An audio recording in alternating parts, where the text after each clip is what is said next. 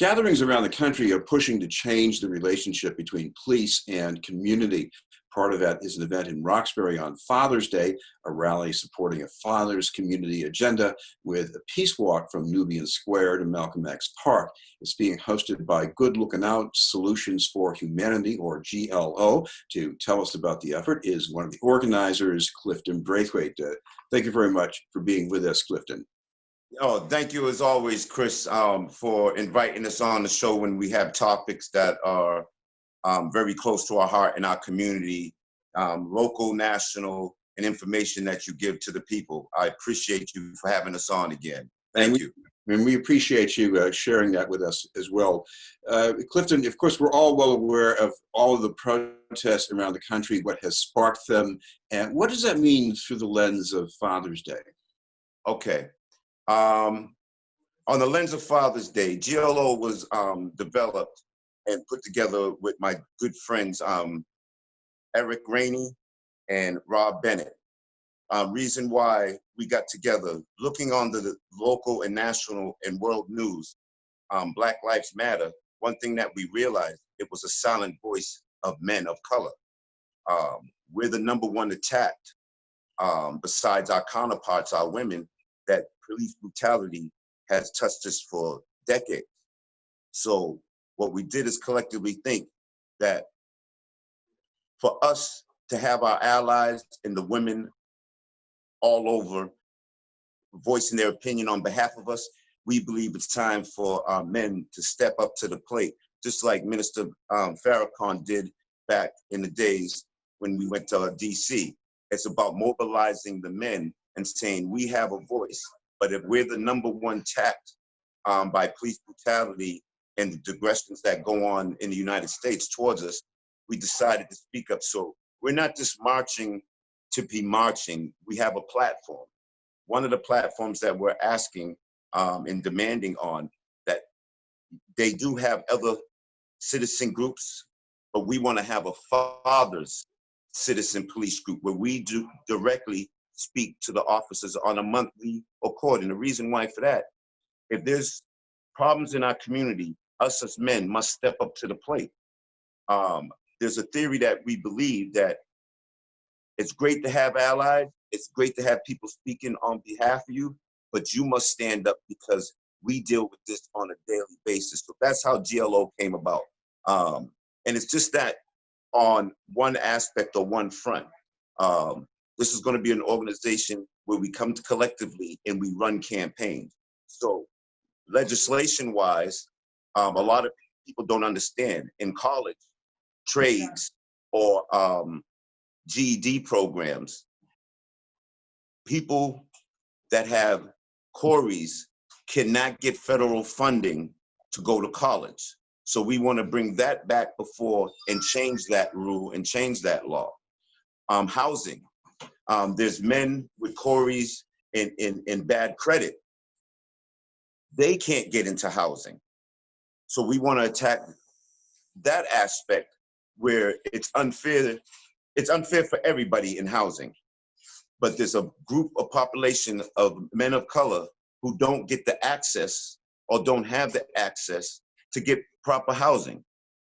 And mental health in our community is the top thing going on. So we're not the champions of everything, but what we're going to be is the champions when we pick a cause, and we're going to be committed to this cause.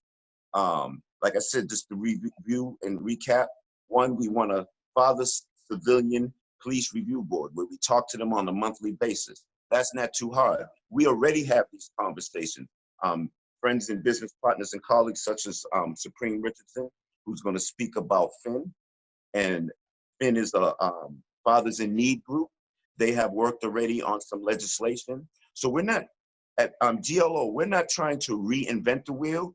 What we want to do is use our political gain and our platform and to enlighten and help push agendas for other programs and other things going on in the community.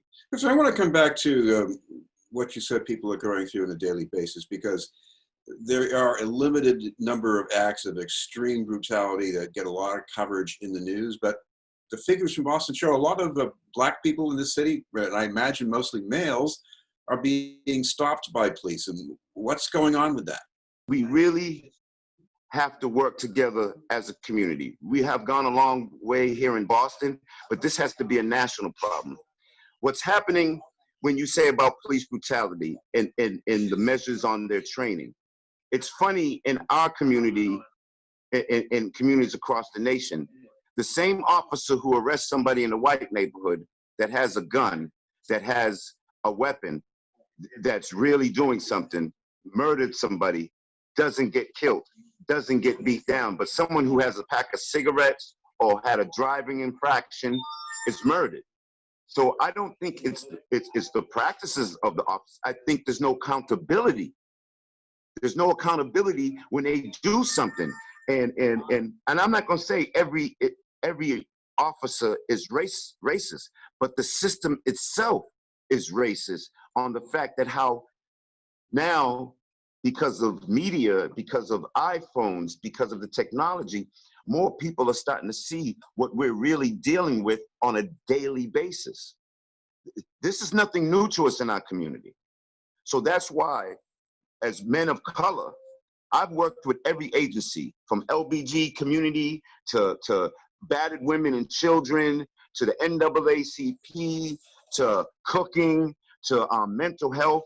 And all we're saying is this: I've spoken for the unheard voices for many years and a few decades now, and I just want us to all collectively come together. Like I said, we're not a fathers group. We're not the all in. We're just one prong with a strength in numbers. This is not a competition. This is not to say who can do the best parade.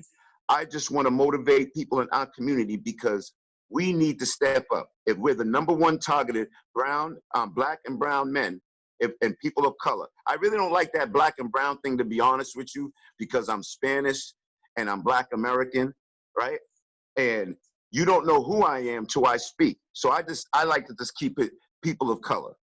Clifton, you have a collaborator with you who's going to be speaking at the event, Supreme Richardson from Fathers. Yes, we do. Maybe we could have him join us to talk about what he's going to be bringing up. Okay, I'm going to slide him in my chair, and thank you.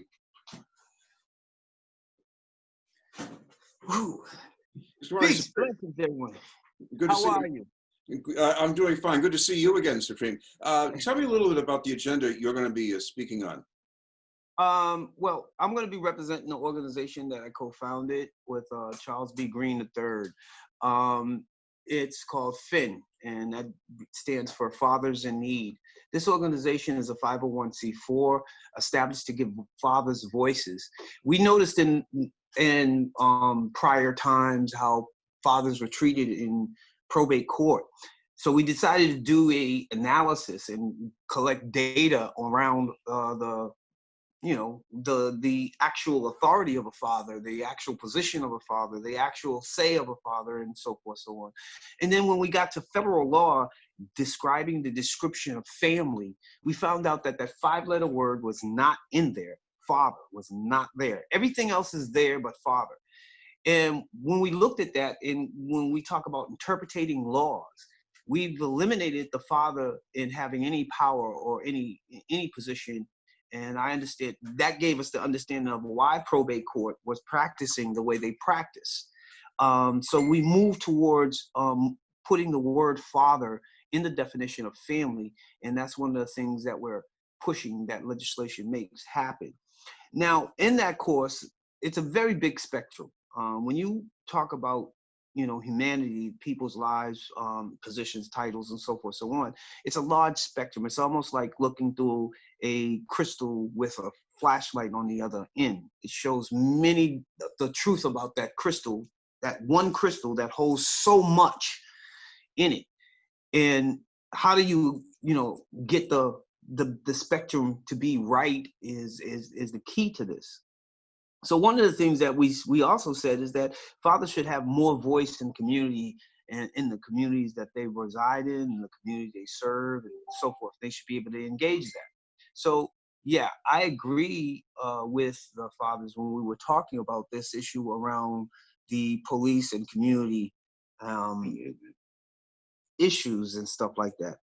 One of the things I'm going to highlight is Larry Ellison, who is was the president of MAMLEO, who seeked me out when I left the NAACP to come to MAMLEO to create a community outreach portion to create a connection with the Black police officers in the community, which I've been doing so successfully when utilizing the halls for various community events and so forth, so on.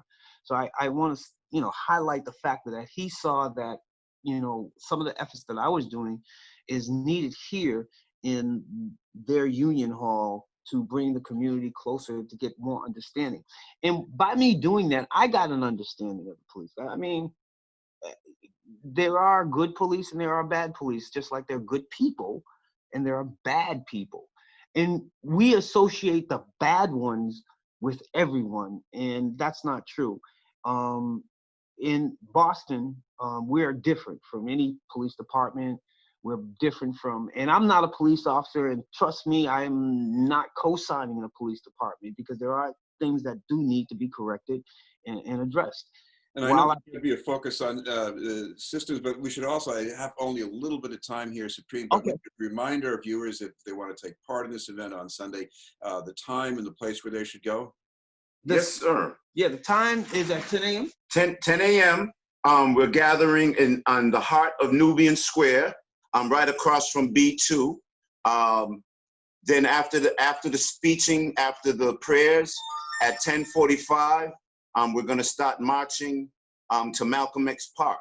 But before the march, we do have some more final confirmations on who's speaking. I brought Supreme because he's one that's confirmed. We have a young man, I call him middle-aged, his name's Kurt. He is a very young and talented, motivated speaker. People will not want to miss him. We also have Council Nurture, Haitian woman, counselor at large in Randolph, who's going to be a speaker. We also have Stephanie, who's running for Dan Collinane's old seat, one of the candidates who's going to speak about voter registration. So what's going on there? We're going to give information.